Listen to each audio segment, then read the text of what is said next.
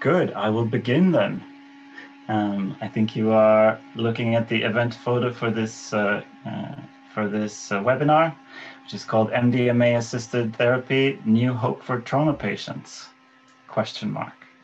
And this is a free webinar that we're doing with several stakeholders,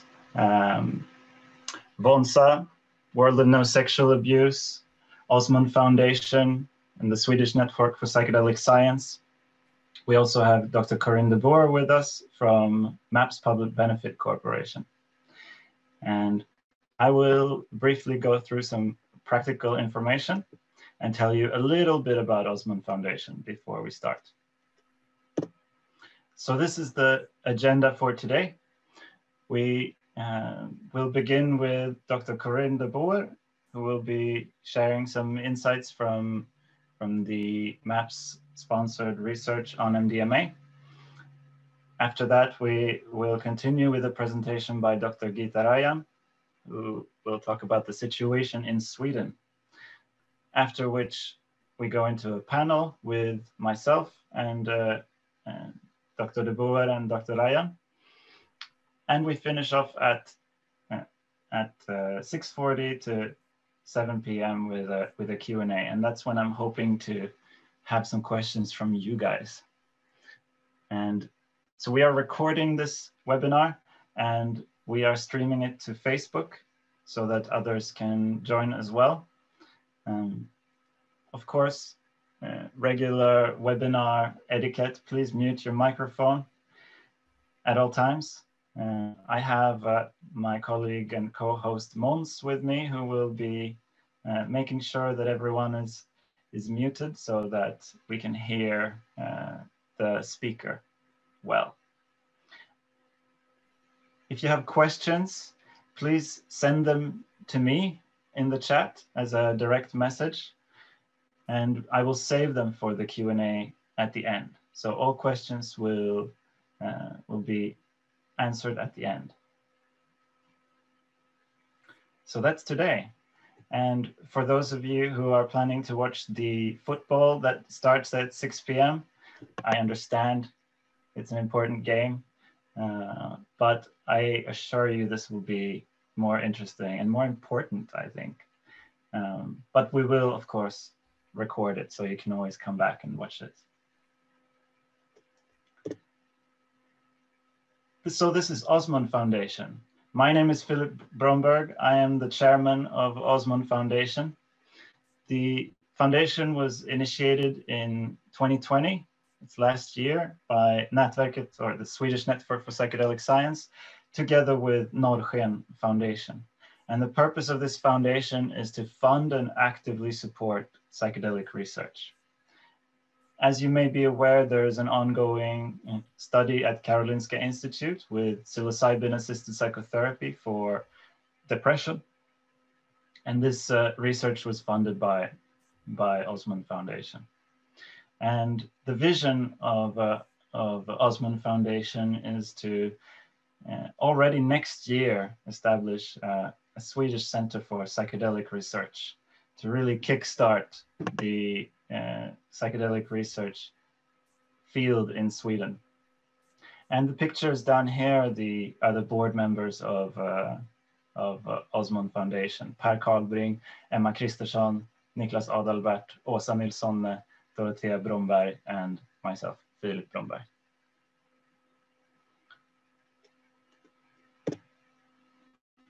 So a brief slide about MDMA-assisted therapy in Sweden.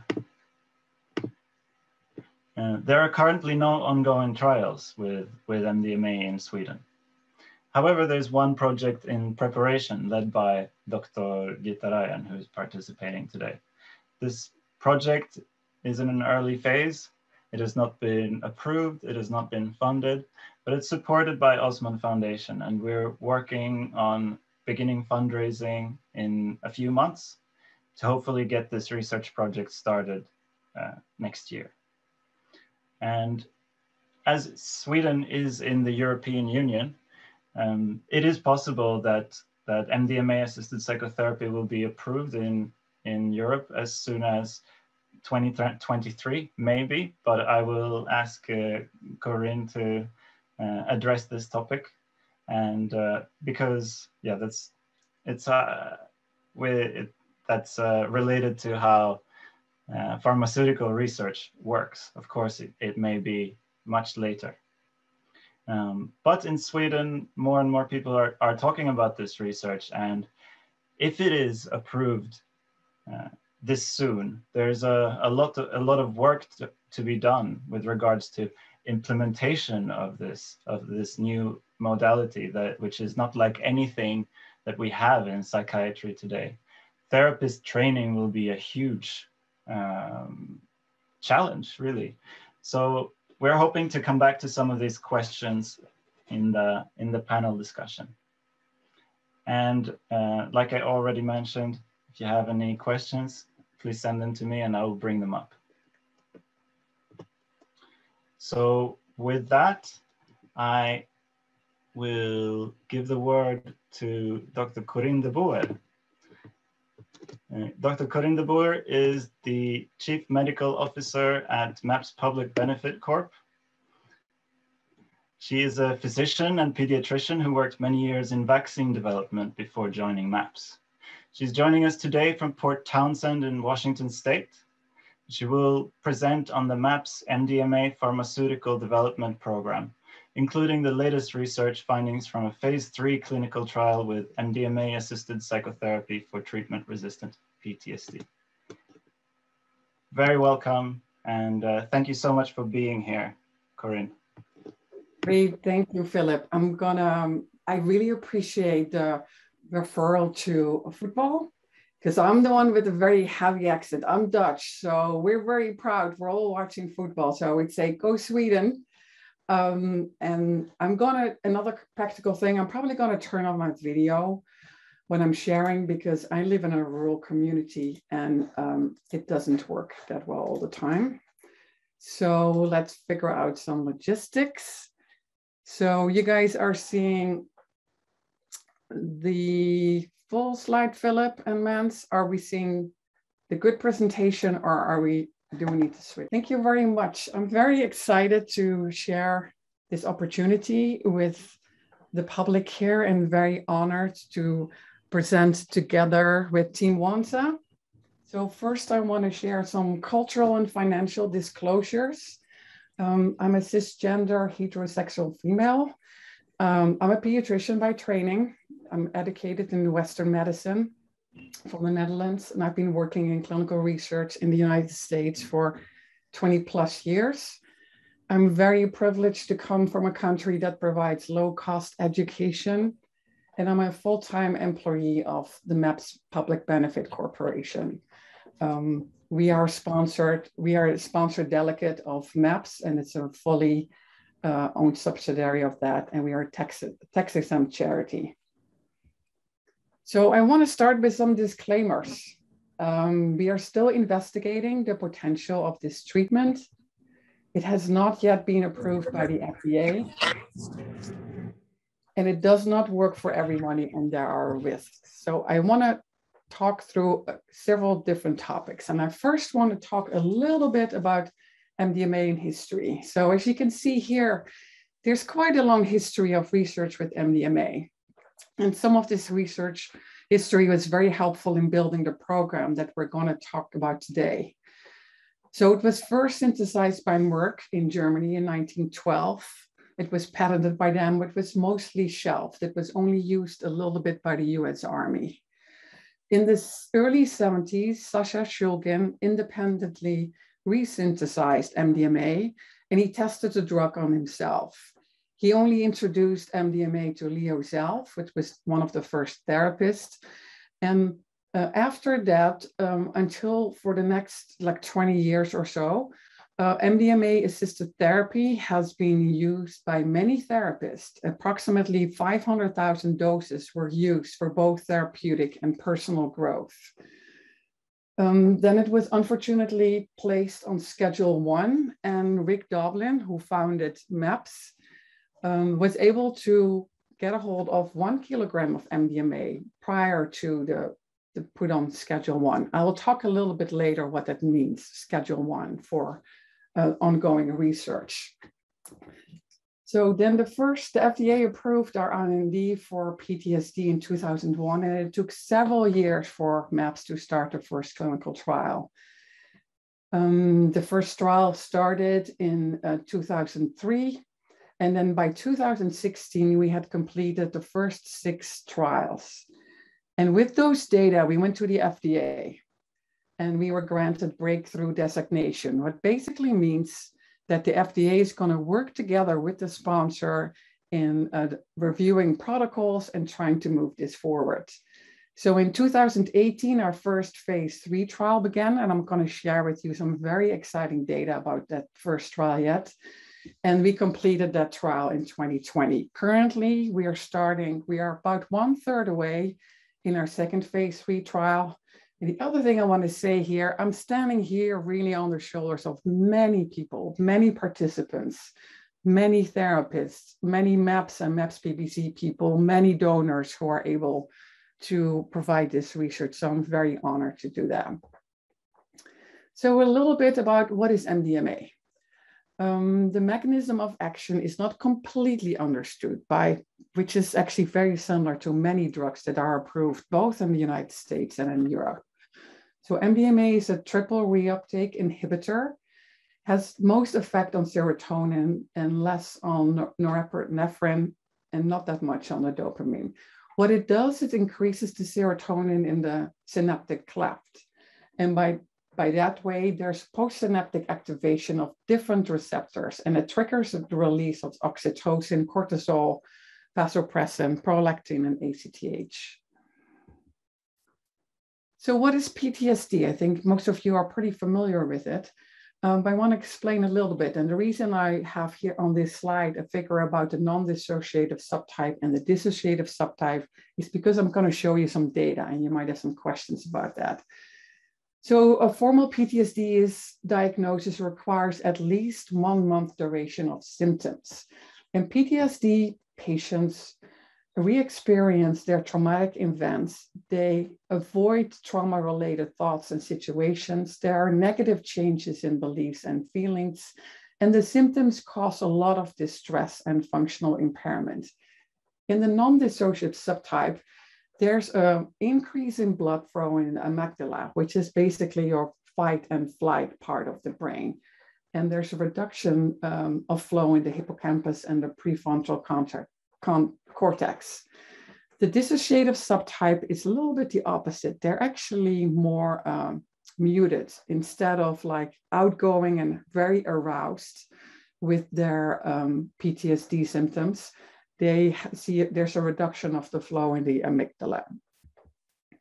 So what does MDMA then do when you look into that in the context of PTSD? So this slide is a little bit full, but I want to focus on what we see in humans without PTSD. What MDMA does, it reduces the blood flow to the amygdala. In that way, simplistically thought a little bit, you see less of a fear and flight and fear reaction, and it increases the connectivity between the amygdala and the hippocampus. So what we know from studies in people with PTSD, there exists a reprocessing of the traumatic memories, and there's less internalization of the fear memories. We also think that it may attenuate the activity in a default mode network in PTSD. And one of these things is very important. I'm going to talk a little more about it, how we think about it. It's really what we call MDMA integrated therapy. So the MDMA facilitates the psychotherapy. I want to first talk a little bit about our phase 2 design. So in our phase 2 program, we had a few variations to the design, but this is basically has been a treatment protocol. So there were 2 8-hour sessions using either MDMA or a comparator. And the comparator in phase 2 was either low dose MDMA or a placebo. That is represented in the stage 1 by the blue triangles. The experimental sessions were held 3 to 5 weeks apart with integration visits and follow-up calls between the sessions. The integration is very critical. So the primary outcome measure was the CAPS-4. The CAPS-4 was administered by independent blinded raters 2 to 3 months after the second treatment. And then this is the primary endpoint in the phase 2. So what happened after the unblinding, participants who were randomized to the placebo groups were able to go through in stage 1 through an MDMA session, and participants who only had 2 sessions were able to get a third one. So these are the range of doses that we explored in phase 2.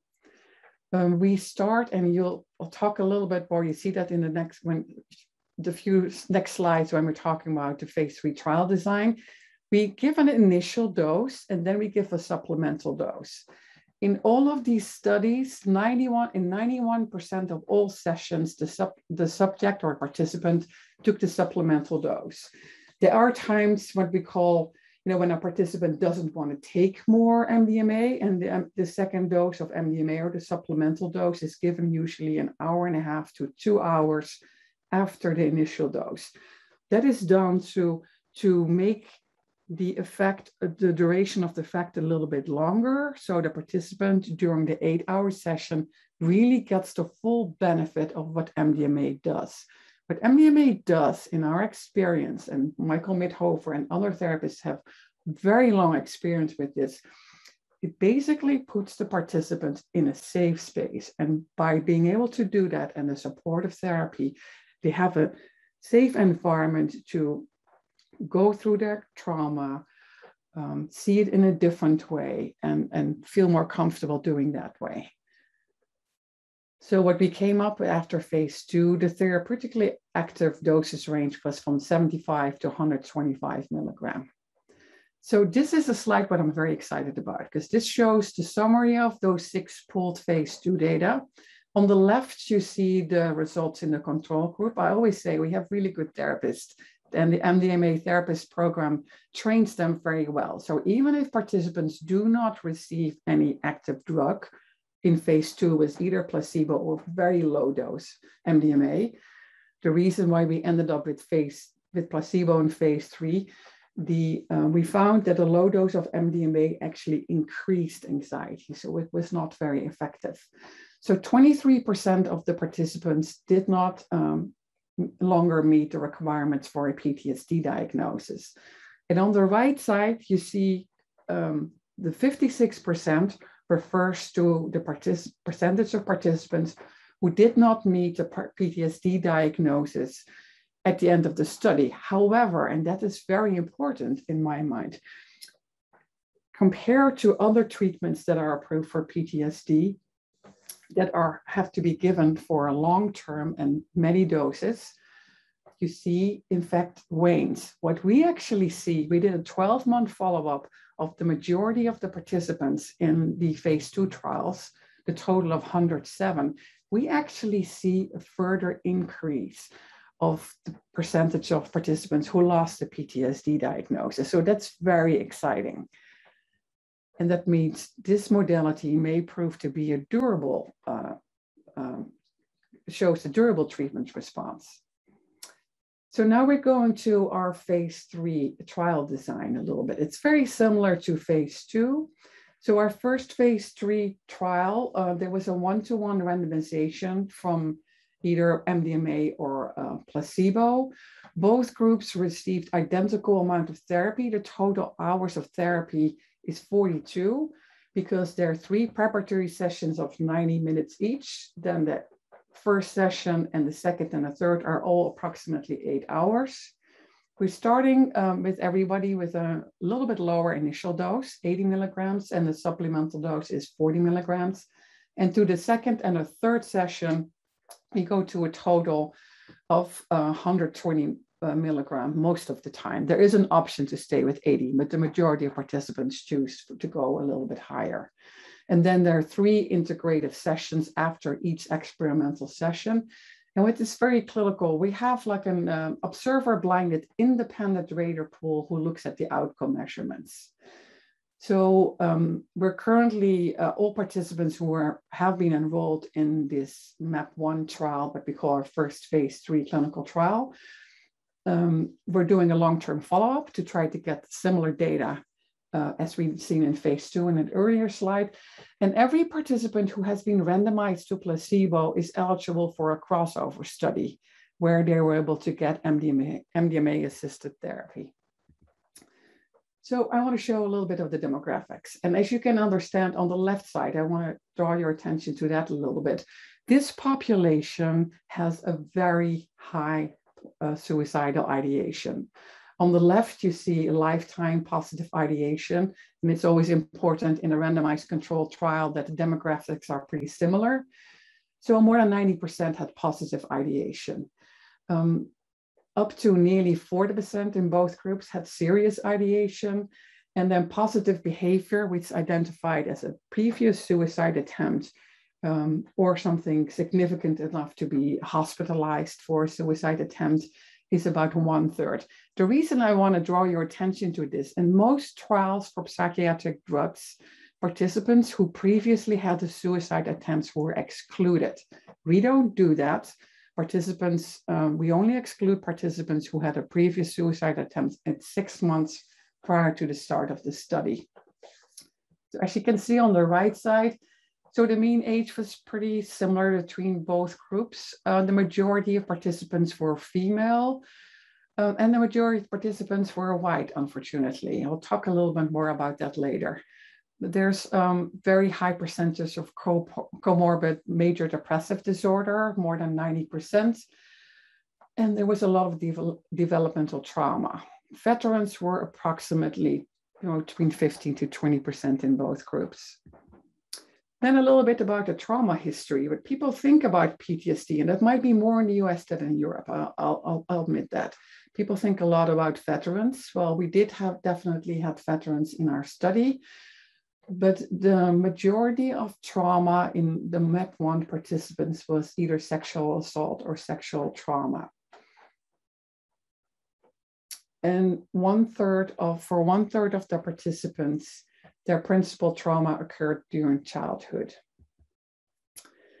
Another important information so the majority of participants had a very long duration of PTSD. Again, I use this a little bit as to say for our phase 3 trials and our phase 2 as well, we don't pick the relatively easy PTSD patients, although you can't really talk about relatively easy, but the complicated cases were enrolled in our trial.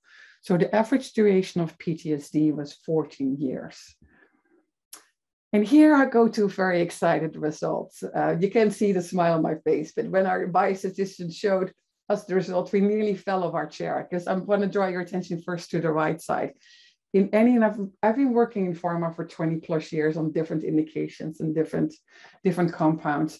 When you see a p-value of less than 0.0001, that means it's highly statistically significantly different. The effect size is also very large, 0.91. And you start to see, so you see already after the second session and after the third session, which was the p-value referred to for the primary endpoints, there's a very clear difference between the two groups. We did several additional endpoints, efficacy endpoints. So you'll see more publications coming about that as well shortly. So the key secondary endpoint was the functional impairment scale, and that's significantly improved in the MDMA-assisted therapy group. So this slide shows something a little bit similar to what I've seen in what I've showed earlier for the phase 2 program. So a total of 67% did not meet the diagnosis for PTSD, but an additional 21%, so a total of nearly 90% in the MDMA-assisted therapy group had a clinically meaningful response, which is defined as a drop of the CAPS-5 of 10, a minimum of 10. So again, showing a little bit on the left side, so in the United States, there are only 2 drugs formally approved by the FDA, that's Zoloft and Paxil. And those drugs have been approved with an effect size that are relatively small. One of the Paxil studies had a little bit larger effect size, but the MDMA-assisted therapy showed a very large effect size of 0.91. here I want to draw your attention a little bit. That is also what we're very excited about. It was a relatively small group. We're going to talk about that a little more. So, and I'm not a therapist, I'm not a psychiatrist, but what I understand is that the dissociative subtype of PTSD is very challenging to treat. Well, we had a relatively small number, a total of 19 participants had dissociative subtype. But what you can see on the left side, and you can't really say that's even better than the non-dissociative subtype, but you clearly see a very clear, we didn't do any statistics because the numbers are a little bit too small, but you clearly see that the MDMA-assisted therapy group did much better than the placebo-assisted therapy group in the dissociative subtype. And then what's really important, because the safety profile, what did we see in phase 3? And as the chief medical officer, I'm primarily responsible for the safety of participants. So when I saw that p-value, the first thing I'm asking, does it come at any cost? Because we're very concerned about that. And I'm actually happy to report, and I want to draw your attention a little bit to the bottom right. So we did not see any SAEs. We, unfortunately, in this population, we did see a total of 3 SAEs of suicidal ideation or behavior. And when we unblinded, those were all in the placebo group. MDMA is a sympathicomimetic, as can be expected. We did see a transient increase in blood pressure, a little more in systolic than diastolic. The numbers are included in the slides. And we'd also do see an increase in pulse. So overall, the safety profile is pretty benign. As we've seen in phase 2, muscle tightness, decreased appetite and nausea clearly appear in the MDMA group. And there's more detail in the publication that we sent out. And if anybody's interested, we're an open science organization. I can send the presentation to Filip so to share with everybody after, but all the information is there. The other part is important. So by the FDA, we were asked to look into what we call adverse events of special interest, particularly the cardiovascular events and abuse potential and suicidality. As noted earlier, there was the suicidality is measured by CSSRS. So there is definitely in this population some suicidality, even in the MDMA group. It's very, very challenging to go through your trauma, even with the support of MDMA and a great therapist team. Michael Mithover always shares with us that his participants tell him, like, I do not understand why people call this ecstasy, because it's work, it's hard work to go through this. But we're very happy to report that the MDMA group did not show any increase there. So because I want to spend a little more time on some other stuff, I'll go a little faster to the phase 3 conclusions and limitations. So it was the largest PTSD study with a statistically very persuasive PTSD efficacy finding. Very important, we of course had to look into the site-to-site variability across. We did the study in 15 centers in the US, Canada, and in Israel. And which means more than 15 therapist pairs, because there were several different pairs at each center, but there was no difference in the site. So the therapist program is very effective. We actually took our very experienced therapist out, Michael and Mithover and Marcella and Bruce, and we were able to replicate the results we've seen in phase 2. And again, I want to state there, so MDMA does not increase the suicide risk in this study versus placebo. The study sample clearly lacked racial and ethnic diversity. We're the first people to admit that happens in clinical trials, no matter what indication. It's in our mission to be able to provide this modality to a diverse group of participants. And we know PTSD is even in a higher rate in folks from marginalized communities. So we're doing every effort we can to improve that number in our second phase 3 trial. And hopefully in a couple of years when the study is over, or maybe next year, hopefully, if enrollment goes as we're anticipating, we'll be able to provide some more data there. And the last thing I want to note, the last red mark. So a little bit as expected, more participants in the MDMA group utilized additional integrative visits. We did allow that per protocol. Again, it's very challenging study protocol. And I can see if you have a more effective way of going through your trauma with the therapist in an experimental session, that you need a little more integration afterwards. So very important risk considerations to take into account. So MDMA needs precautions in the case of underlying cardiovascular disease. So the known symptomatic effects exceeds that of methamphetamine. So in our phase 3 trial, we excluded participants with pre-existing arrhythmias, and we used an EKG and a 1-minute rhythm strip for that. We did allow participants with controlled hypertension, but they had to go additional underlying tests. We haven't seen any QT interval prolongation, and we don't have any results from our preclinical work to mention that there could be an increase in QT. We need to do one confirmatory trial that's hopefully going to start in the United States soon per FDA requirement to show that doesn't happen in humans either.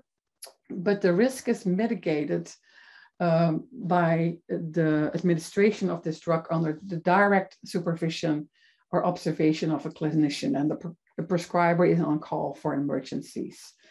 As we know, MDMA has moderate abuse potential, but it's lower than stimulants that people are take-home drugs, such as Adderall. It's higher than psilocybin.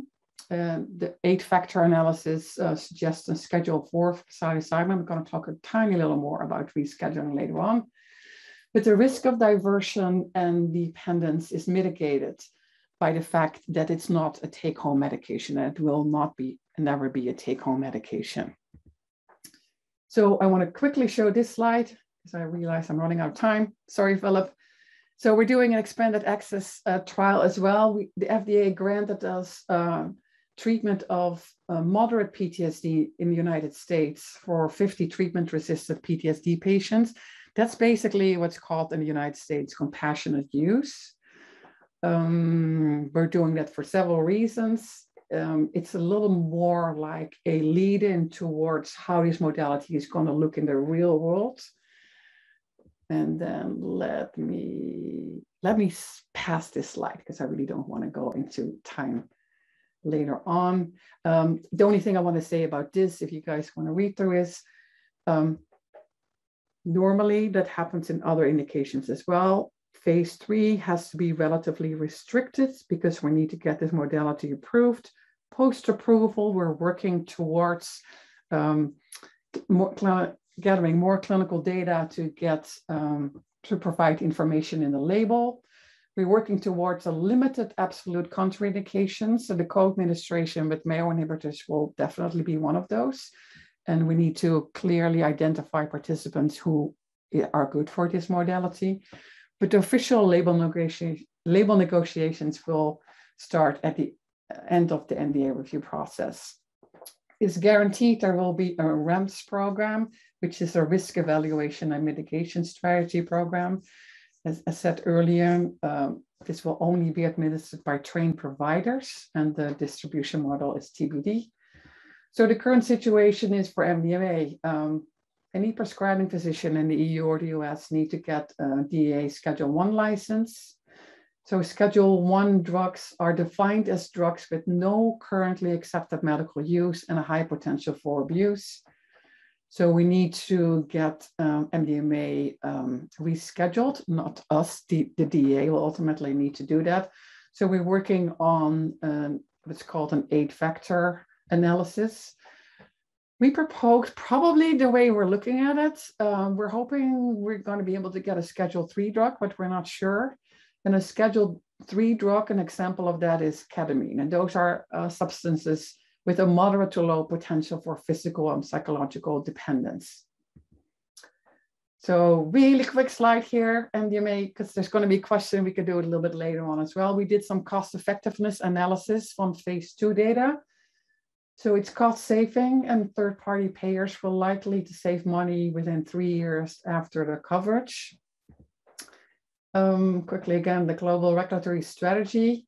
So I'm happy to announce we actually started our European trial. And the Czech Republic, the Netherlands, Germany, the UK, Norway, and Portugal are countries in the European trial.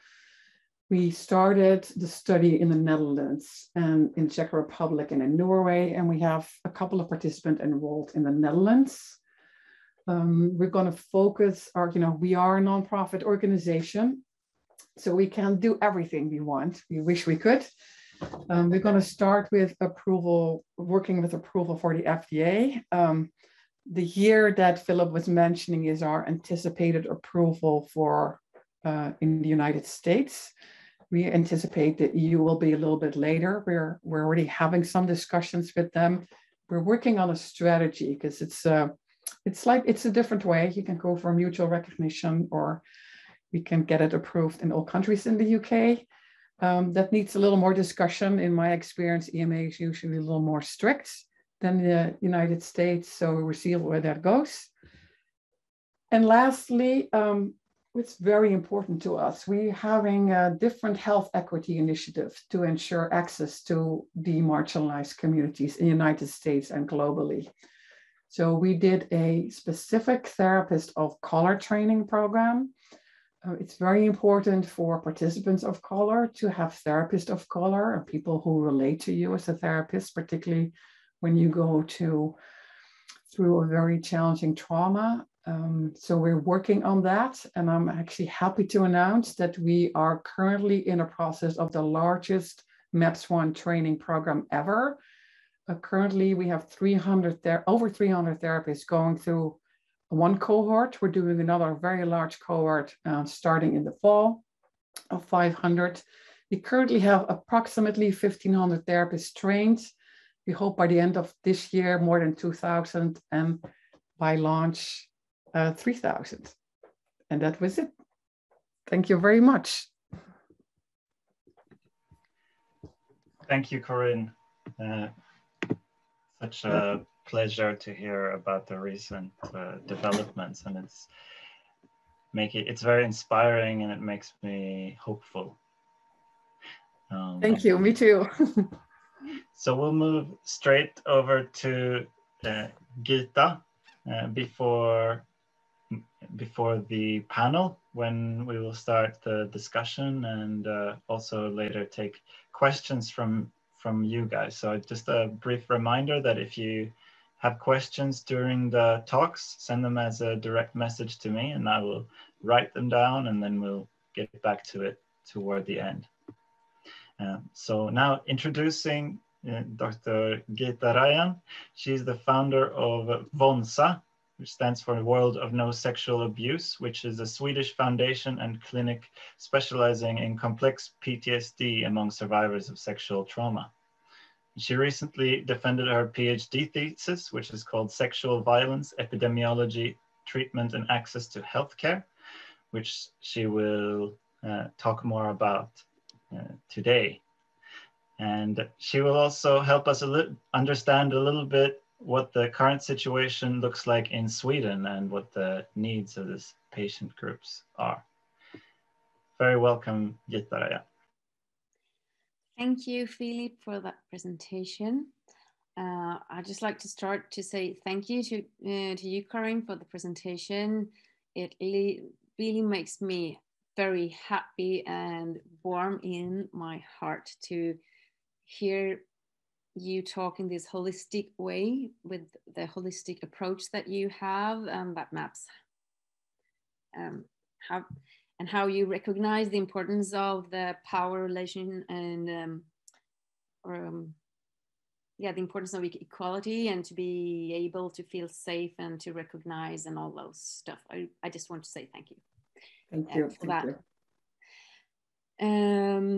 Yes, I am going to share my screen with you. Please tell me if there's something not working. Does it look okay, Filip? Looks good. We can see your entire screen. So maybe go into presentation mode. Is that better? Yes. Good. So this is a little mix with Swedish and English. I'm sorry for that. I didn't mean to, but if there's something that you don't understand, please just tell me. So I will go through a little bit the studies we have done during the last 3 or 4 years when it comes to epidemiology and burden of disease. And I'll just walk you through it quite quickly, but I think it's important because some people, I would say, still say that we don't have any problems with treating PTSD in Sweden. And we seldom speak about the complex PTSD and the dissociative disorders and so on. So, yeah, I think it's important just to at least give a different picture, also some other perspectives to that, because I don't agree at all. I think we have very big problems. So I'll just walk you through this, and then I'll say a few words about the MDMA study that we are planning together with MAPS and Osmond Foundation, and then we can go and talk about it and have a discussion about it. So I don't know why my computer says beep every time I want to change the picture, but it does. So we'll see. I'll start with a cross-sectional epidemiological study that we did it was published in 2017. It's interesting because it actually includes the whole population from in the Stockholm region. It's not a sample, it's actually everybody's included. So I won't go into the details, but what we did was that we compared people who had a registration of sexual abuse within the healthcare system. Like the healthcare system had registered that a sexual abuse had happened. And so we compared those people with those who had not such a registration. And then we looked at several different types of diagnoses. So just to make, this is what we saw. So these are girls and adult women, and these are boys and old men. So if you just follow the arrows, you'll see that for the girls, if they had registered sexual abuse, the odds ratio, like the risk, because you can use the word here, to also have a stress disorder was 16 times higher than for the girls who had not such a registration. And if you look at alcohol, it was almost 10 times the risk. And then for the adults, it was like 20 times the risk for alcohol, what do you call it? Misuse, dependency, if you had registration of sexual abuse as well. And psychotic disorders, it was like 15 times higher. And I'm quite sure that among this group, there are some highly dissociative patients who are actually not psychotic, maybe. And for the males, like there were very few. But what we could see at least here is with alcohol abuse or substance abuse, it was like the risk really, really goes up. Then we looked at the girls between, or adolescents, 12 to 17 years old. And here we wanted to compare those who had a registration of sexual abuse with matched controls. So I'll just let you show how the study was made. So we knew that at some point, or at this very point, sexual abuse had been registered. We didn't know when it happened, but we knew it was registered. And then we followed these girls like 2 years before the registration, 1 year before, and 1 year after, and 2 years after. And then we compare them with girls with no such registration, the same age and from the same neighborhood. No, how do I get back? And what you see here is that like the year before, we did this study because we know that children often don't tell, but they wait before they tell about the sexual abuse, but they still don't feel well, and so they use healthcare. So this was what we found, and I think this is the most striking and really tragic result. The year before this registration was made, the risk for these girls to seek healthcare was 15 times other girls. But when they had told the healthcare system about the sexual abuse, the risk for suicide attempts rose to 26 times compared to girls who had the same age in the same neighborhood. And this is a terrible, terrible, terrible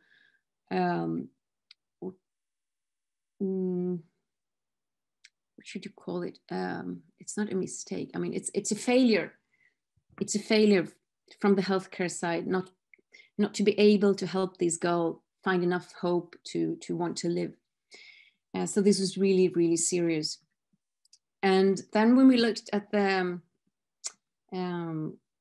we made a different study, looking at the patients at our clinic, and these were the adult patients. And we saw the same high suicidal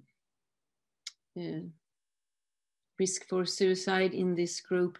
But what we also found was that 82% of the ones coming to this specialist clinic had already, it's this number, I mean, it's quite messy here, but 82% had tried to get help from the public healthcare system, but did not feel that they had received the help they needed. And this thing was, wait, yeah, that's the one. And if you look at these numbers, you can also see that I mean, it's obvious that they didn't get what they needed, because when they came, they scored like over 90% scored for PTSD. They had 74% had more than 5 diagnoses when they came, regardless of whether they had been in the public or like in the regular healthcare system or not. And almost 90% scored for depression. So it's not, I would not agree with those saying that we have good treatment for these patients, unless you think this is a good result, which I don't, well, it's difficult to argue for that, I would say. So I really think there's a very, very, very big need for new PTSD treatments. That I would like to make a distinction between PTSD and between CPTSD, like complex PTSD. We also made a study on PTSD, and that was like single trauma, no developmental trauma, no complex trauma, single rapes. And in that study, 72% of the participants lost their PTSD diagnosis after one treatment for 2 hours without any substances. So I would be very happy to talk about that some other time, but I just want to mention that and say that I don't think that PTSD without comorbidities or developmental traumas, I mean, maybe we can, the problem is much less there. But for these people with a high burden of injuries after repeated trauma, we really need to find better ways to treat them. They deserve it, and it's, I mean, it would be a gift for whole society if we could succeed in doing that.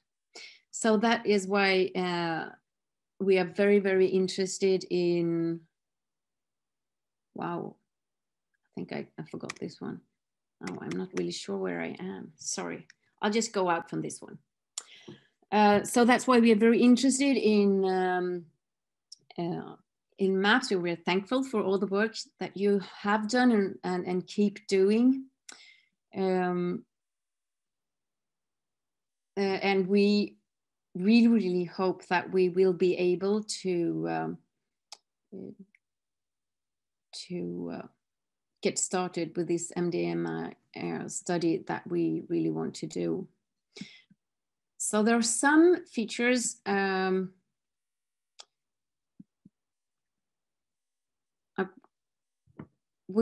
the study that we are planning to do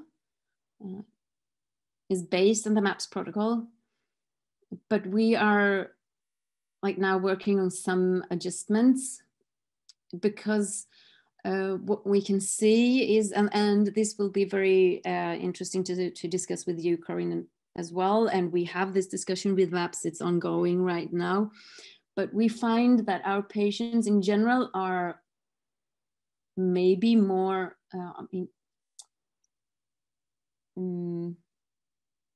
the level of functionality is maybe lower than the ones in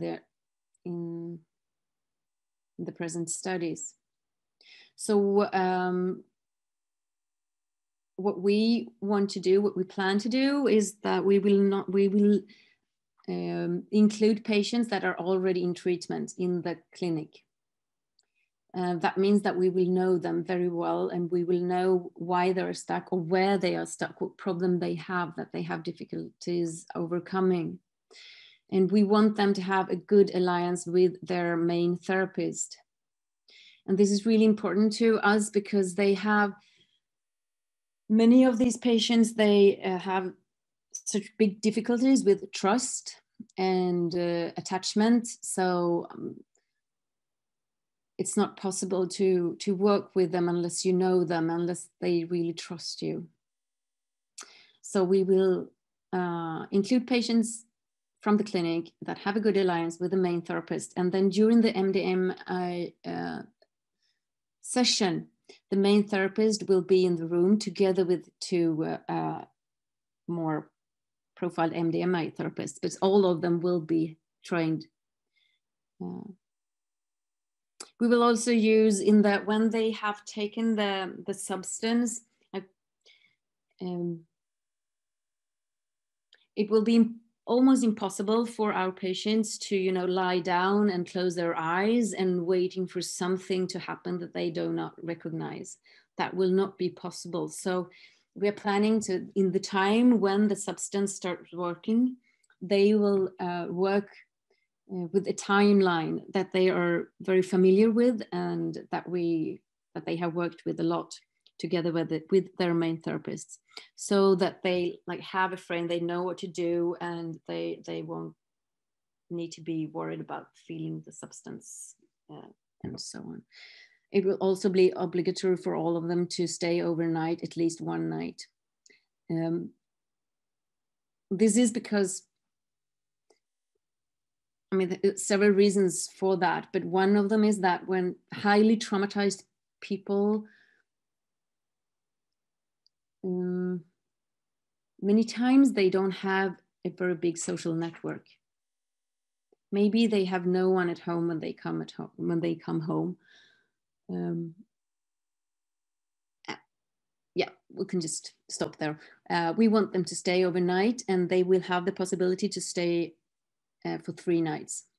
It's just, we really want to make sure that they have landed and so on.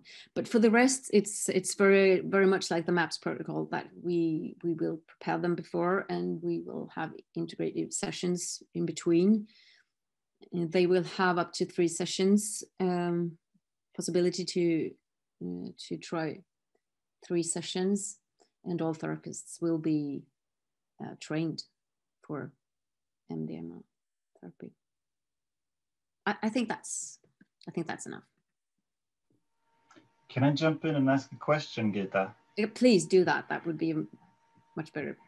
I got curious when you referred to the MAPS approach as holistic, and because I also know a little bit about the approach at WONSA. Yeah. And I was wondering if you could share a little bit about the WONSA approach, and if you would consider that holistic in relation relative to other available treatments? Well, our approach is that people with it's difficult for me to explain this in a good way, I think, because I think it's so it's difficult for me to imagine another way. But our approach is that if you have PTSD or complex PTSD, you have an injury. Right? Like if you get run down by a car, you break your leg. And that's not because you're a weak person or that you have a disease. It's because you got run down by a car. So that's kind of our approach. If you have PTSD or complex PTSD, and if you have, it's because the sexual assault or the trauma injured your brain. So that's like the main thing. But then it's also, and I think that's maybe where the holistic gets into it. And that's, I mean, it's really, well, it doesn't all, I mean, your brain, what is your brain and where is your soul? And until you know and can tell us that you don't have a soul or that your soul is in a separate part or something, then to us, it's like, you don't just injure your brain, you injure your brain and you injure your soul and you injure your body. So you have to take care of both your brain and your soul and your body. And it affects you on an existential level because it wasn't a car that by accident ran over you. It was another person who intentionally chose to harm you. And that is really, really, I think that's crucial in a way. And you have to give space to that. So why does another human being want to hurt you? And in many of these cases, it's someone who says they love you or who society at least expects to love you. So it's really existential. Someone chose to hurt you. Why? What does that say about me? What does that say about someone else? What does that say about our world? And so on. So I think you really need to embrace that. You have to say that those questions are welcome. And in those existential questions, it does matter if you're a woman or if you are a man or if you do identify yourself as something like other, I don't know how to, I'm not very familiar with how to express myself in a respectful way in English, but like whatever. And it does matter if you are part of a minority or if you have a color, anything that makes you, it doesn't matter, everything matters. And it also matters if I can understand you or if I cannot, or if I can understand that I do not understand you, but I respect you regardless. And so on and so on and so on. So that was a long question, but that to me is holistic. And I figure that normally in the healthcare system that we live in, they don't really do that. They don't even ask what you have gone through. They just ask you if you have problems sleeping, or do you have anxiety, or do you have a depression when you score on this? That I think that is very, very limited. And if you are going to offer a treatment just on that assessment without taking into account all these other things, then I think it's difficult to get the trust needed for someone, because it's hard work. It's not easy to I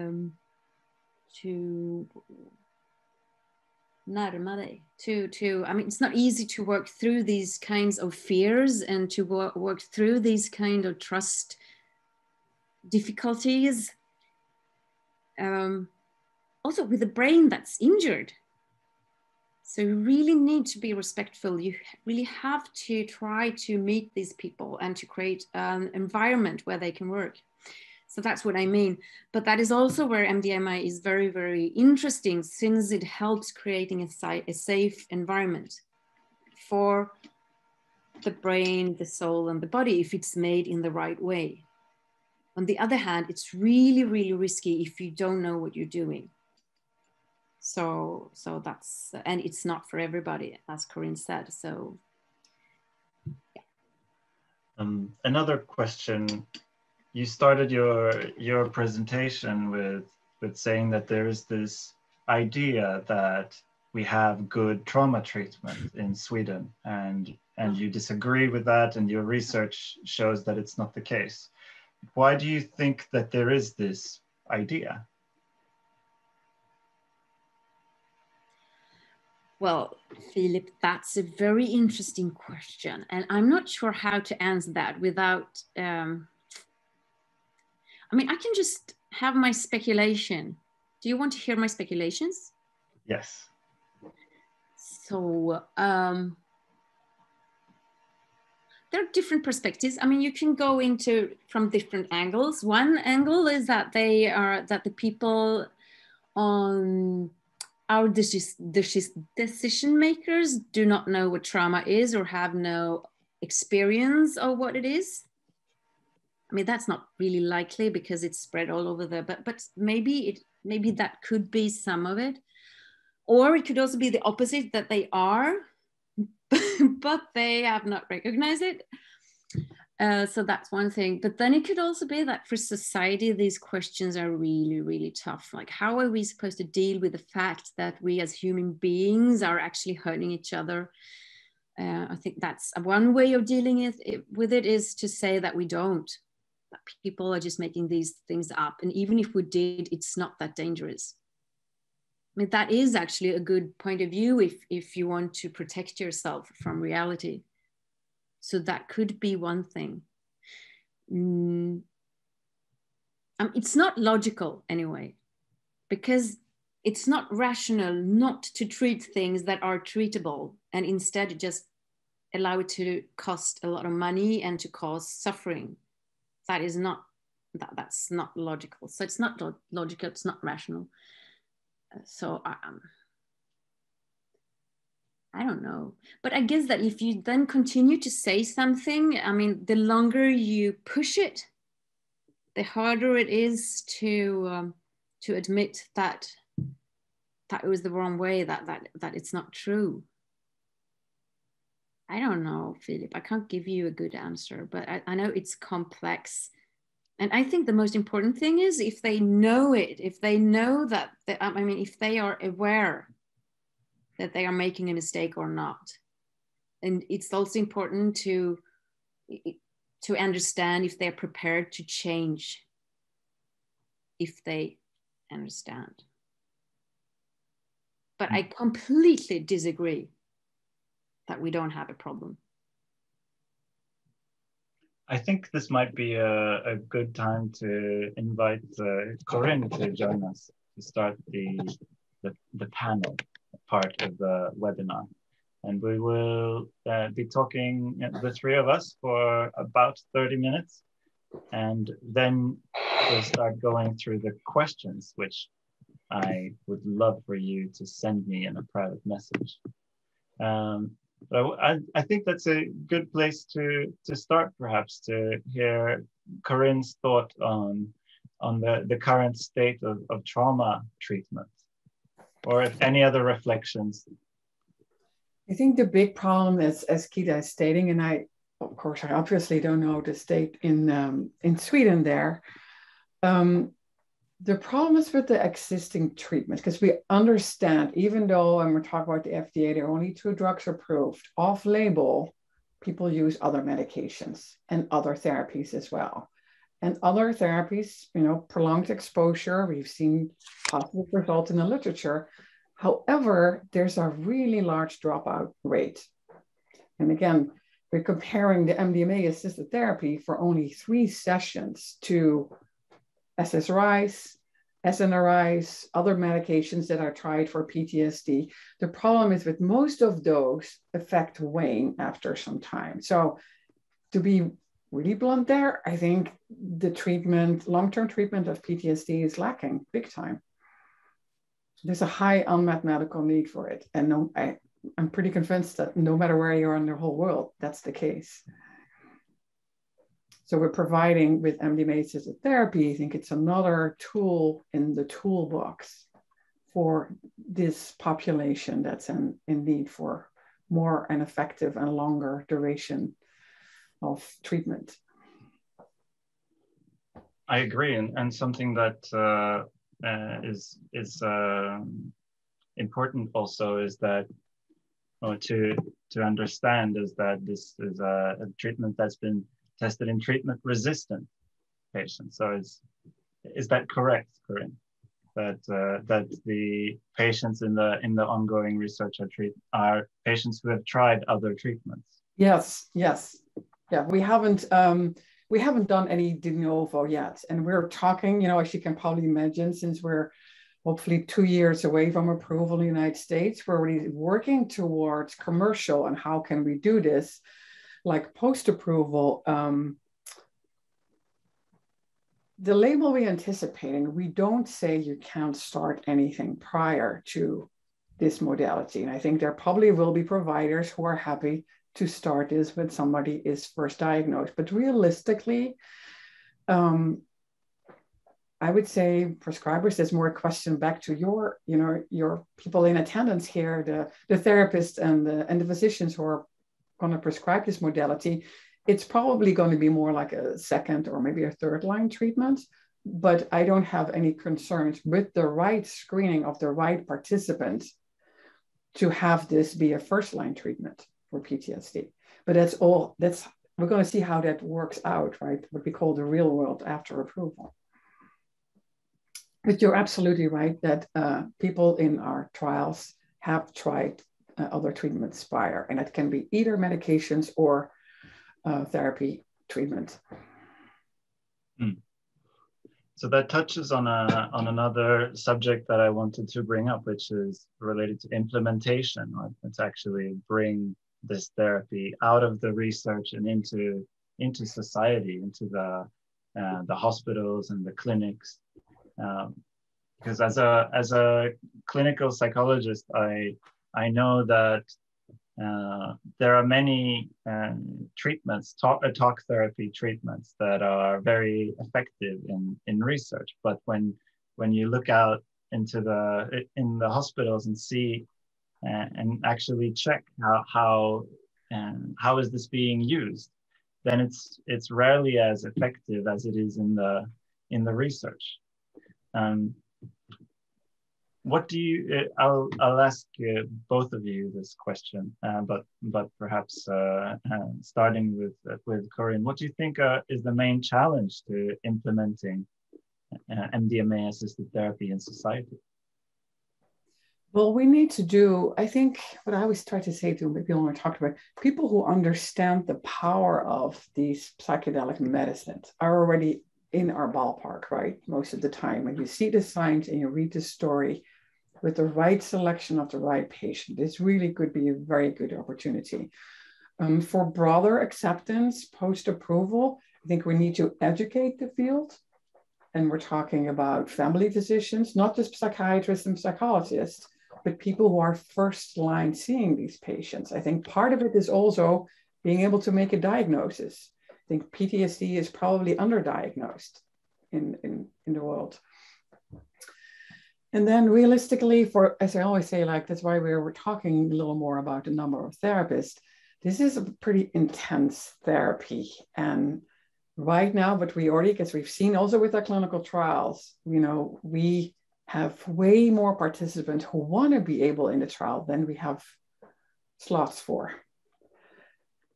So post-approval, the little bit of the bottleneck is going to be the amount of therapists that are trained in the modality. And it's not just it's a MAPS credited training program. Probably post-approval, we're already working a lot with collaborations with other academic centers, both in the US and the EU as well. So there's probably going to be some credentialing because, again, the modality, it will always be MDMA-assisted therapy. It will never be just MDMA. So the therapy component is really, really important there. And people need to be trained in this type of work. Does it answer your question? Yeah, and over to Gita, perhaps with the Swedish glasses on. What do you think are the main challenges when it comes to implementing this in Sweden? Well, I think it's a set of mind. I mean, it's a mindset. You won't have to you want to implement it. So even if it gets approved and no one wants to implement it, then nothing will happen. So we also have to be aware of that this is a problem that we need to think a little bit differently about. I think that's one thing. And for the rest, I agree with Corinne. It's extremely important to the selection process, and the selection process begins with the first meeting, and not just asking, do you have sleeping problems? But you have to ask what has happened to you. I mean, we know this. There are so many studies, the ACE studies, so many studies. We have to ask what has happened to you. It's not like you coming in and say, I've got pain in my leg, and you just give them a pill. You ask, did you jump from 10 meters, or did you just wake up with a fever? I mean, the treatment is completely different. So we have to change our attitude and start asking what's happened before.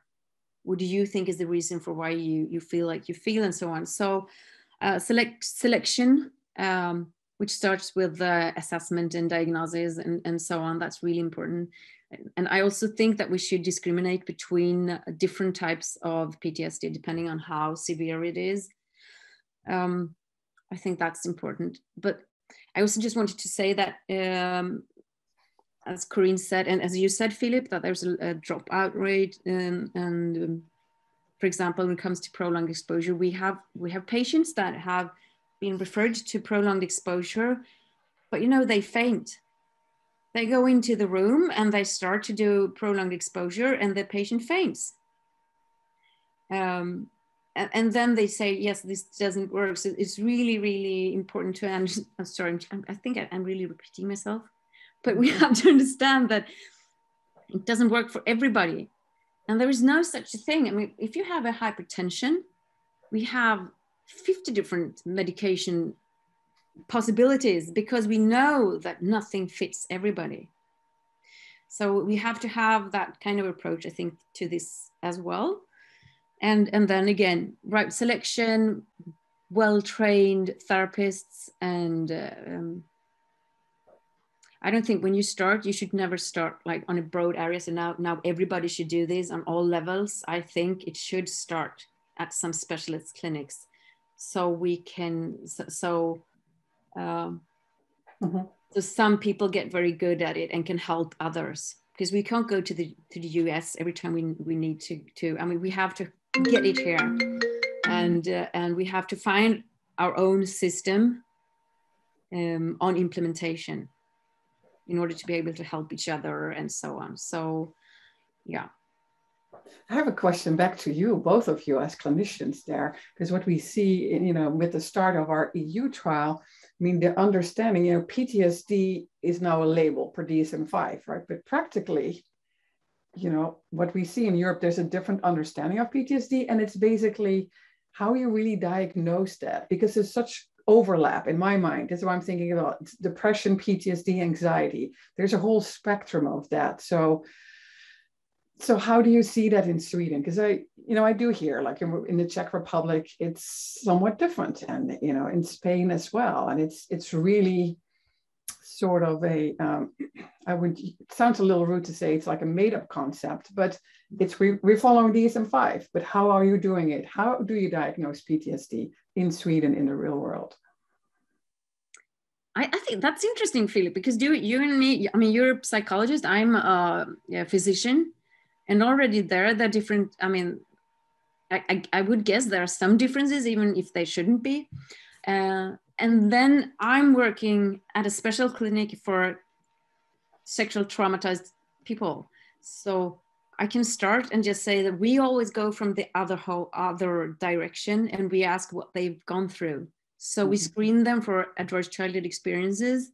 We screen them for sexual abuse, but not just sexual abuse, what type of sexual abuse, what age, what context, all that stuff, and then other things. And then we look at the symptoms. And then we put it together. And that is how we do it, but that's not how that's not how we're taught to do it, at least as far as I know. So please continue, Filip. I'm out on thin ice here because I've actually never worked in psychiatry. I've worked in other fields. So I myself had not really diagnosed much PTSD, but as far as I know, it's usually diagnosed in an evaluation and like an initial assessment. Symptom tracking. Symptom tracking, yes. So Kira, when you go to the story there, do you then you get the symptoms, do they match up to PTSD? Do they match up to depression? Or you don't make that distinction too much? I'm just curious to hear that. I think, Corinne, that's a really, really interesting question. But I'm unfortunately not the best person to answer it. It's also like this, that if you're in the psychiatry field, then you tend to use the DSM-5 more. I'm specialized in family medicine. I'm a somatic physician. So I use the ICD-10 and ICD-11. So already there's a difference.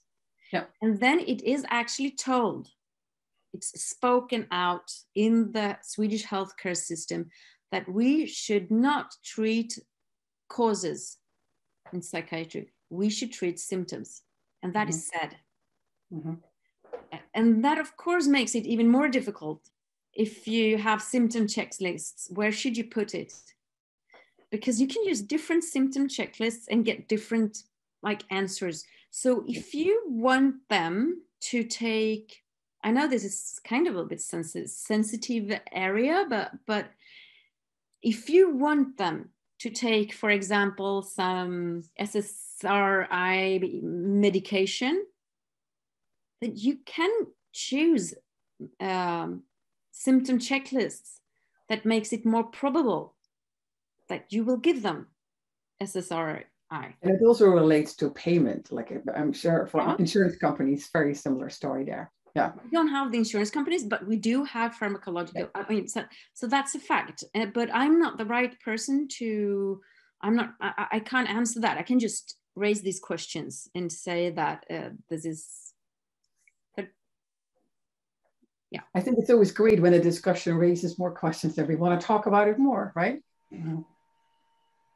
Yeah. I'd like to ask you, Corinne, to perhaps elaborate a little bit on the plan or the hopes for MDMA research in Europe. You shared a slide with which countries where there are sites.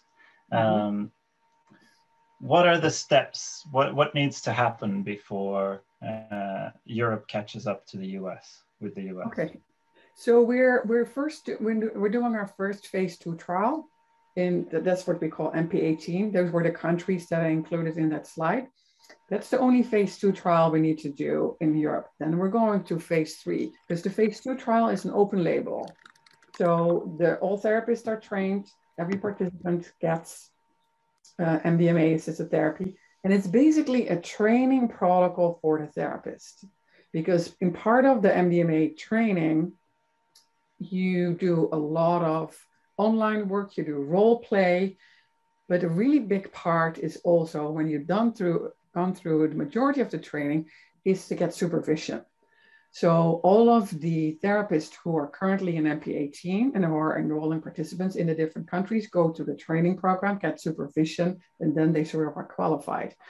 That doesn't mean, obviously you didn't see Sweden in here, but it doesn't mean thinking about post-approval. So one step back. So after phase 3, we'll be able to we'll probably earlier again go to EMA to continue to the discussions with them. We had some scientific advice. So after phase 3, when we have a good enough package, and then we can always include the data that we already generated. So we have a larger data package for EMA. And when we go to EMA, there's a process called mutual recognition. That means a certain modality can get approved in the EU, all countries in the EU, without having to go through individual countries. However, it still depends, you know, how much the Swedish government is going to adopt that part. And then during that time, because the therapist training program is already expanding big time. So we're hoping we're going to have trained therapists by that time of approval in the EU, in Sweden as well. So it will be available that way. And I want to say, like, maybe one interesting thing that people don't think about too much. And, you know, I'm a pediatrician.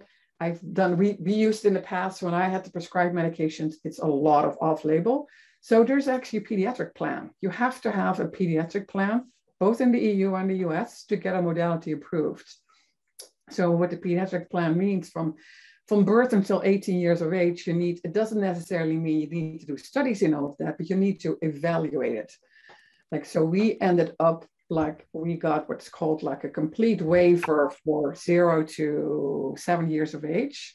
And we're going to start after approval at the FDA, probably a couple of years after, because we want to generate more safety data and efficacy data in the real world. As you said, like, we usually see some things to be a little bit less effective post-approval. That could be different because nobody has ever done something like this, you know, MDMA-assisted therapy. Hopefully it's going to be pretty similar, but the anticipation is going to be in some ways a little bit less effective. And then we're going to do, a few years after, we're going to start the pediatric trials, and first with adolescents, with the oldest age, and then we're going to go down a little bit. So that's going to be part there as well.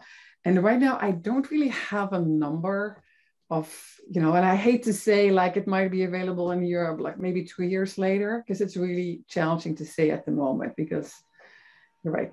Even it would be a very big win if we get this approved by the FDA by the end of 2023. That's our goal right now. But as you can see, it's the first psychedelic medicine assisted therapy approved. So there are some questions that we get that we're dealing with, but we feel hopeful for that.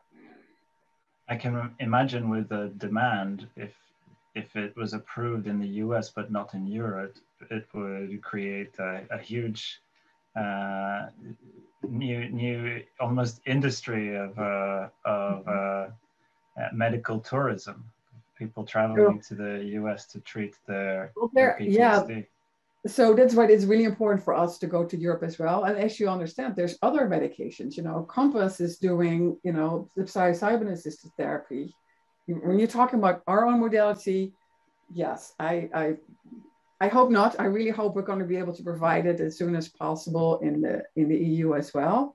But there are other, I think the promise of psychedelic medicine in general is good.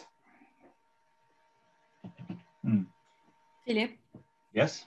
I'd just like to comment thing that there was a question that in the chat about if anyone in Sweden would agree on that the treatment for complex PTSD is good. If you put the question that way, I mean, it's a big, I would say that there's a big difference between clinicians actually working with patients with CPTSD. I think they are frustrated, and I don't think they would agree, at least not all of them. But then it's the management. And the clinical management, some of the clinical management may also be frustrated. But above them, there's another management, and then there are the politicians. And when we have our discussions and have dialogues with those ones, then that's what they are saying, that there's no need for any other treatment than what's going on. So I think it's important to make that distinction. It depends on when you're talking to. I mean, if you talk to the patients, they agreed that the treatment is not good enough. And as I said, if you talk to engaged clinicians who actually see these patients and who recognize that they are complex traumatized, that they don't only have depression and anxiety and this, but see the whole picture, that they are complex traumatized, I think they surely agree that the treatment options are limited.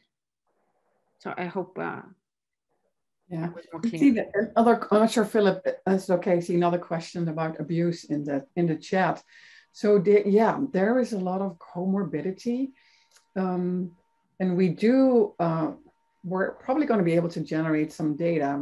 We're getting, as Kita is doing as well. We do a very large, what we call investigator initial trial. We have a lot of different trials. It's a different department where I'm involved in a little bit as well.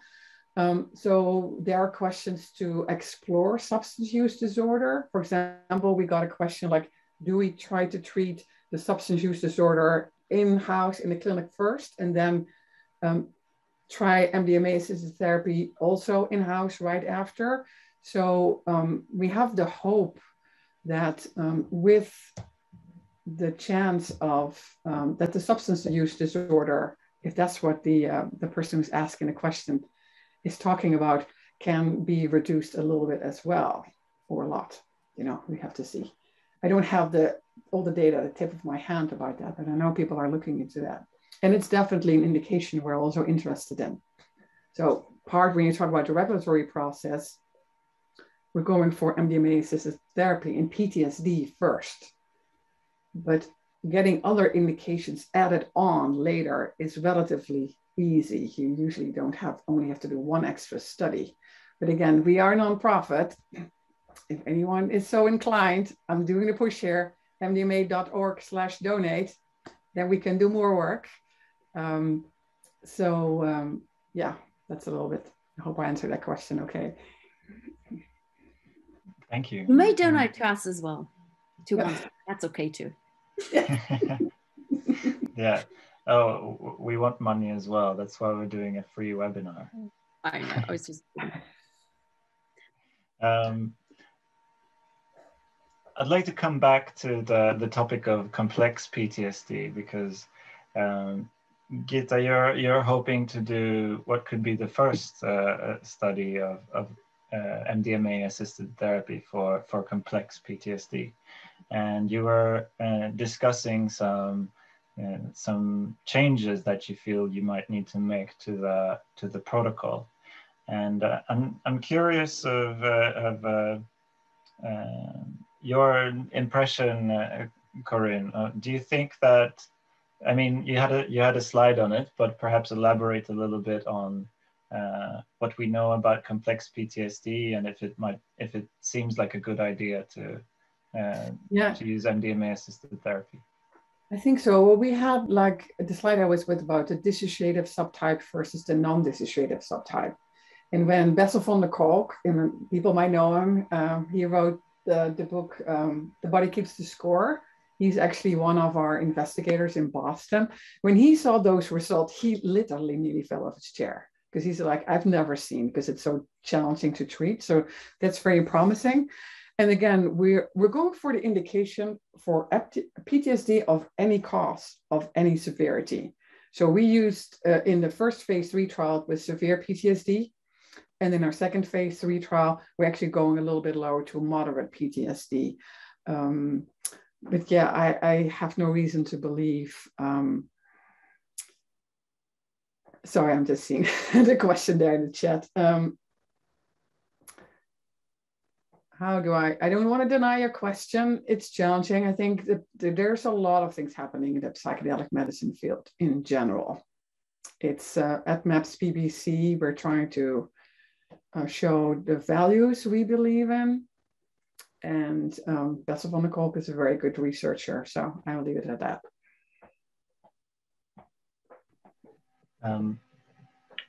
So coming back to complex PTSD, so it seems promising, but at the same time, this client group has perhaps different needs. So how can MDMA-assisted therapy be developed to work also for those? Do you think there are big changes needed, or? No, I don't think so. No, I think it's very similar. And I'm pretty sure we probably, when you look at the formal diagnosis, we had some complex PTSD participants in our trials. I don't have the tip of my finger how many of those, but I don't think that's going to be any different. I don't think so either. I just think that we really need to, as I know our patients, we really need to be careful. That's all. And so we feel that we want to take even more precautions, like they have to stay overnight, and that we really want them to feel safe. So we want them to have their main therapist with them.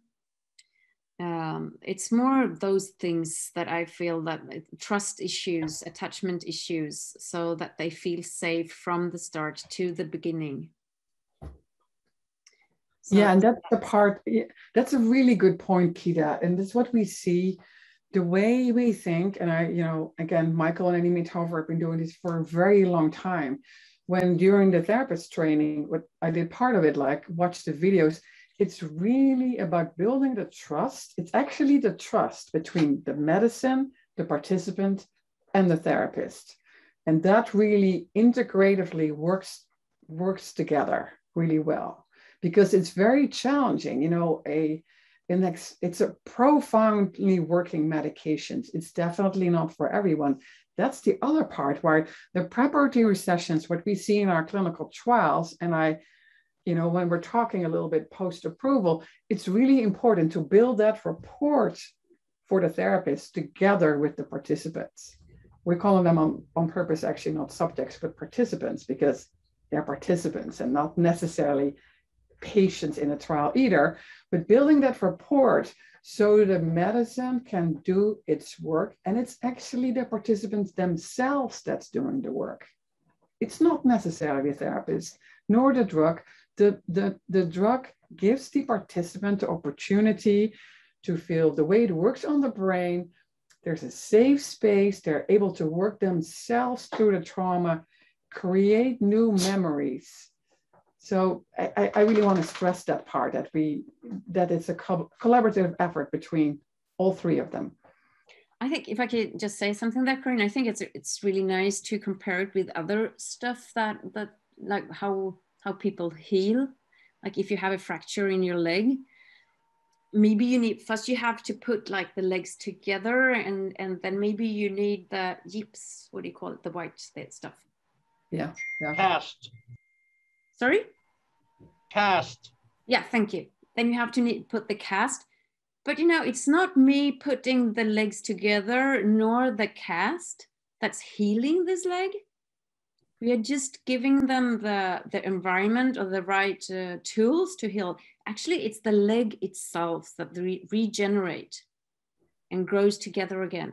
And I think it's the same when you try to heal your brain or soul or heal after the trauma, that we can prepare an environment where yes, the individual can use the inner healing properties that we have as human beings, if we are allowed to, and if we have a safe space. So it's really, like you said, Corinne, that we have to work together. What we can do is offer a space. The medicine can help this space, but it's actually the individual that has to do the work. And to be able to do that work, they really need to trust you, that you're not going to let them go, or you're not just going to, they really need to trust you. So it's really a collaboration. Thank you for saying that. And I realized from also reading some of the personal comments in the chat as well, I really appreciate that people are so open to listen to this, because this is very challenging. And I just honor everybody who's in attendance here, and Kita and the work WONSA is doing as well, because it's so important. And I want to thank you for that. So we can thank each other, all of us, because it's really nice, and it's we are really looking forward to be able to start this study. And so it's just that it takes some time. Everything takes time. Yes. There is a criticism that often comes up when in discussions around psychedelic science in general, and that is the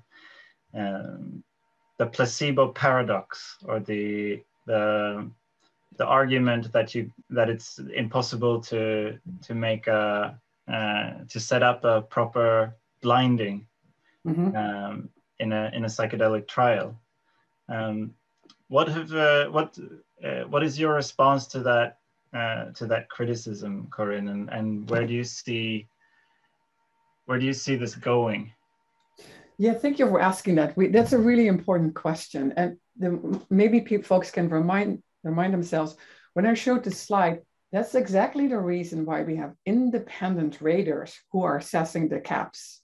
They do not know which time point the participants are in the study. They do not know if they had placebo or MDMA, because you're right, it's challenging. We are actually in our second phase 2 trial, we're adding like in our survey, we had about 10 to 15% of participants who guessed wrong what they had after. So, you know, we asked, and that's anecdotal. So we didn't do a formal survey in what we call map 1, but in map 2, we're doing a formal survey at the end.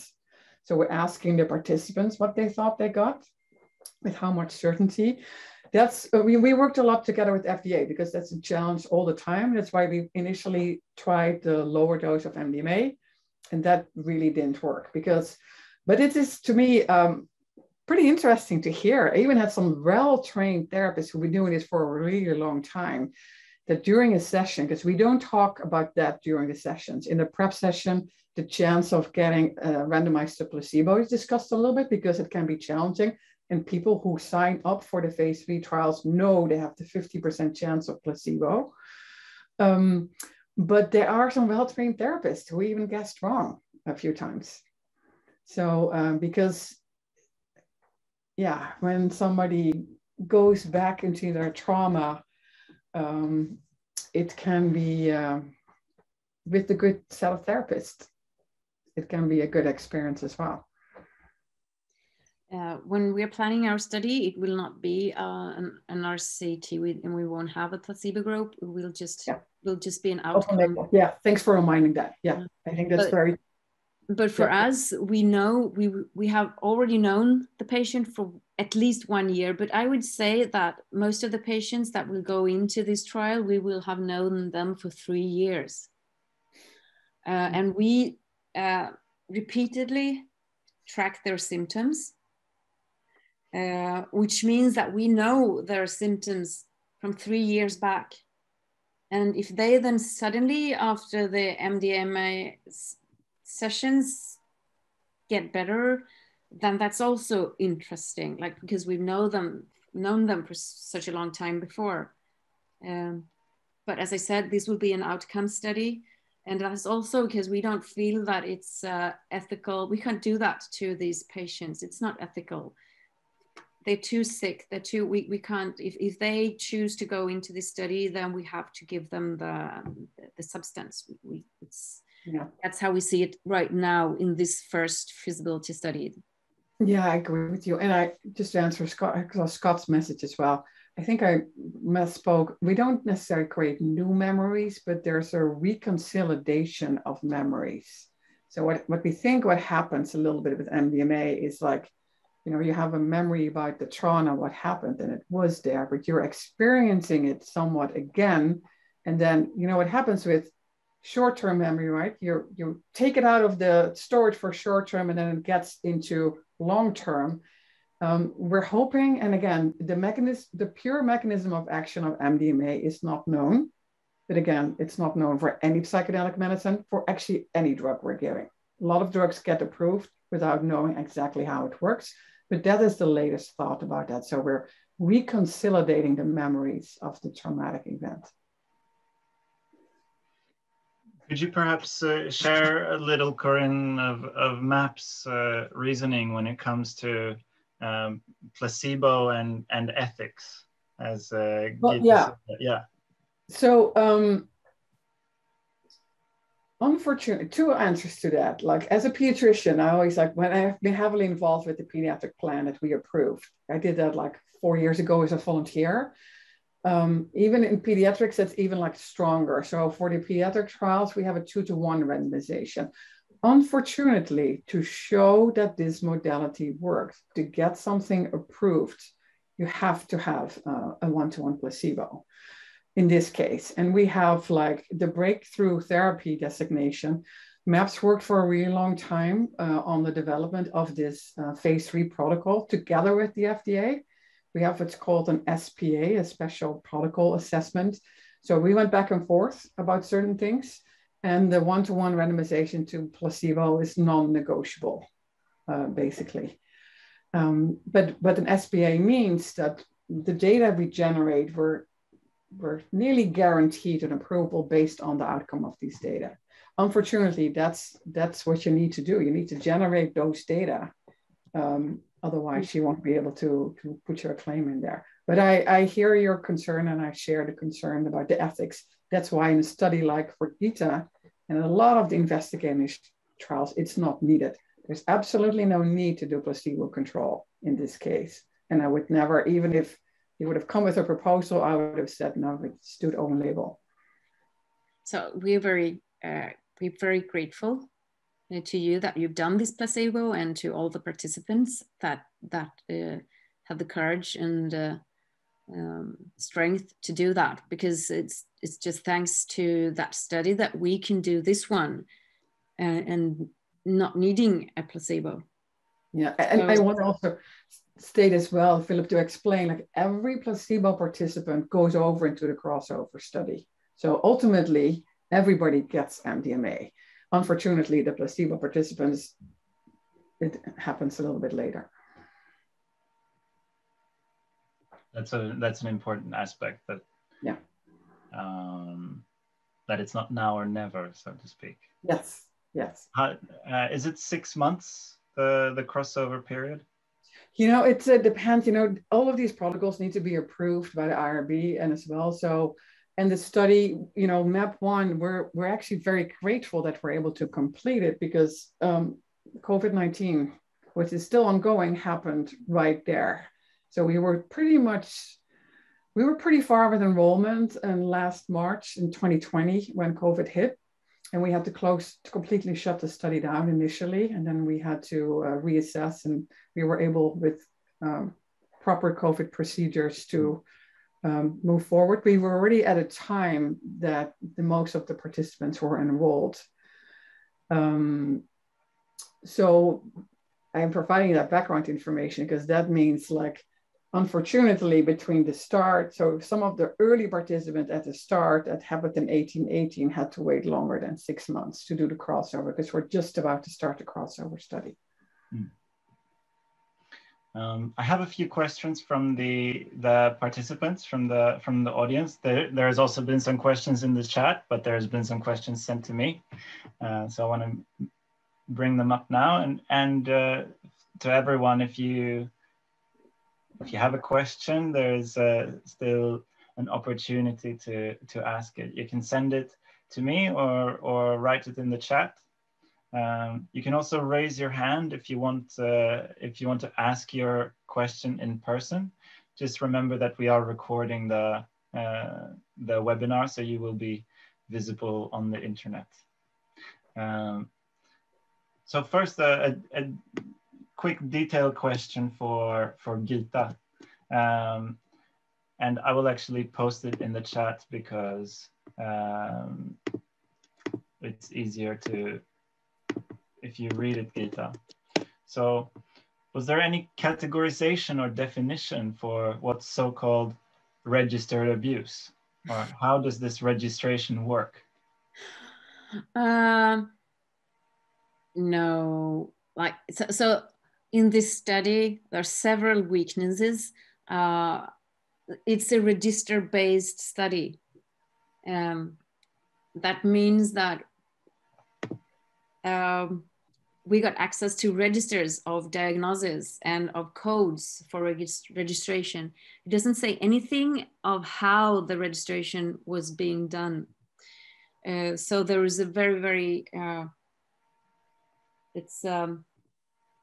it's basically, it gets registered when the doctor or the psychologist have chosen to register that you have a diagnosis and connected to that diagnosis is a sexual abuse. For example, treatment because of a sexual abuse, or an investigation because of a sexual abuse, or that the course for this visit is because of sexual abuse.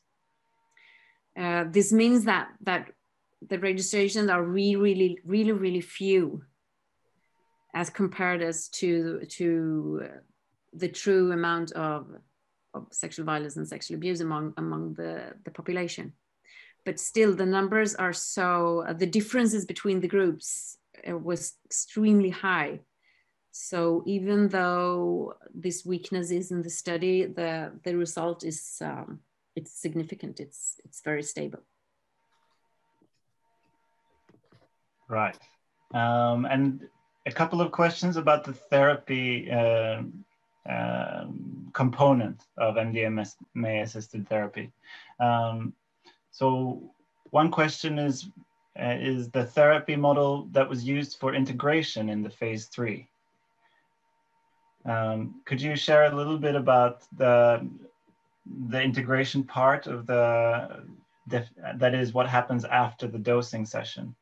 Sure. Yeah, and I will put, because our whole therapist manual is available for free on our website. I'm going to try to find it before this ends. Otherwise, I can send it to Philip. Maybe you can, put it on Facebook. So the integration part is basically, so when I heard Kita say we're doing overnight stay and up to 3 nights, I think that's very helpful. We've done an overnight stay sub-study as well. What happens with the first integration happens the day after the experimental session. Again, these medicines are very powerful. A lot of things come up. So the integration is like a 90-minute session where basically the participant can reflect back on what happened. And then also, how does that, it's very individual. There's not one say how to do it, but the manual probably actually does have some more information in there, what can happen during the integration. And we're doing, because again, this is a clinical study, so very regulated. We're doing, the sessions are a month in between. So the first integrative session is like usually the day right after. And then every week, there's a once a week integration visit. So it's more for, I think it allows the participant to process more what happened and give that experience a place in their life. When we're saying, I think integration with the use of psychedelic medicine can go on your whole life because you always learn something new. It really, as Kita is saying, it does something to your soul, to your understanding. So, and people can learn from that, because I was really happy to see that 1 year out, another 10+% who lost a PTSD diagnosis is just very, very positive. Can I just, actually, we saw that when we did the study on lifespan integration with just simple, I mean, I don't mean that the trauma is simple, but I don't know how to, like there was just one sexual trauma without earlier traumatization.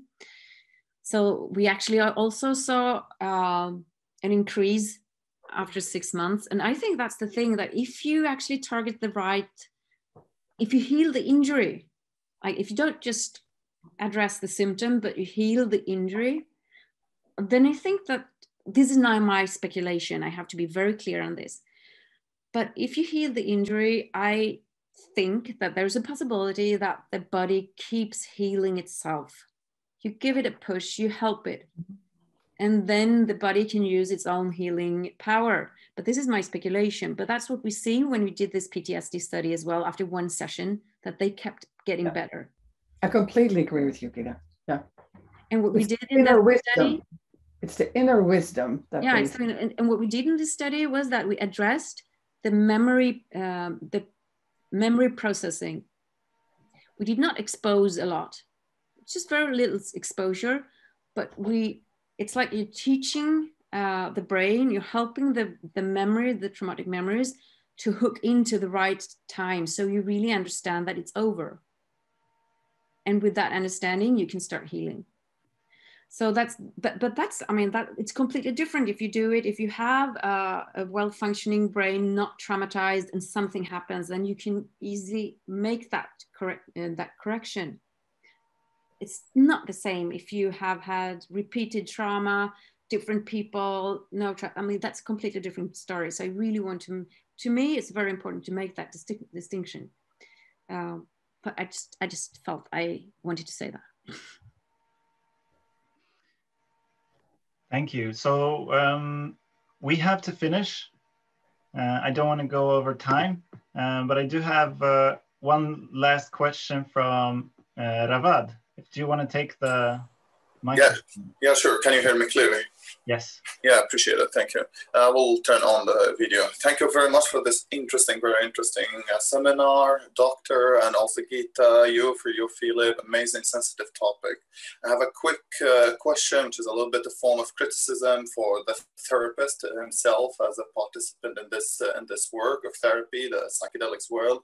These medicines are being westernized right now from the ancient world somehow.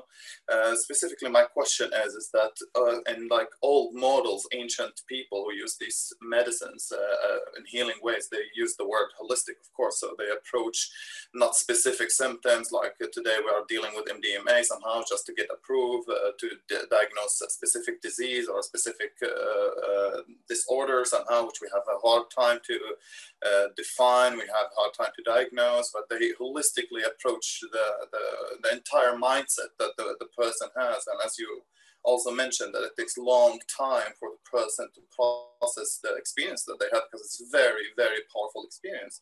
So my criticism here is the therapist is really qualified by being this person who's trustworthy and taking a checklist and pointing right and wrong if this works or not work. And then after a follow-up of 6 months, he disappears in life. Today, psychedelics in the streets more and more. The more science is publishing studies, it's in the streets, more and more people are approaching that more and more. And the shaman or the therapist in the old time kind of person, he's your guru, is a person who's going to live with you, is a person who's going to integrate ancient wisdom at the same time with the therapy. So it's not only the therapy itself that's included, rather an entire philosophy of life that's being integrated. I hope that was clear. No, good point. I think we honor the history, the very long history of these medicines used by indigenous and native populations, big time. Thank you for saying that. And I wish the question had come up earlier, because we really have to end now. Do you want to get a quick word in, Gita? Yeah, because I really think you have a very good point in that. And one thing is honoring this ancient wisdom. Another thing is including this wisdom. It's not definitely. It's not. It doesn't have to be the same thing, and I think it's important to do both, like both honoring it and include it, and to understand how to integrate it into the Western world in a wise way. So they're definitely very important questions, and we do address them. That's all I can say. Thank you very much once again. Thank you all very much for joining. We are out of time.